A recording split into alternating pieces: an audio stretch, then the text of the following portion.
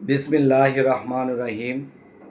হে সমস্ত জগতবাসী, আজকে ছোট একটি আলোচনা, সেটি হলো যে আমরা যখন নামাজে দাঁড়াবো তখন আমরা কল্পনা করব কি? আল্লাহকে কল্পনা করব? আল্লাহ দেখতে কেমন? কাবাকে সামনে রেখে সেজদা করব? কাবা তো দেখেছি, কাবা কি আল্লাহ? সেজদা কি কাবায় নেবে না আল্লাহ নেবে? যদি আল্লাহ আমার সেজদা নেয় তাহলে আল্লাহকে আমার দেখতে হবে, দেখে আল্লাহর কুদরতি চরণে আমাকে সেজদা করতে হবে।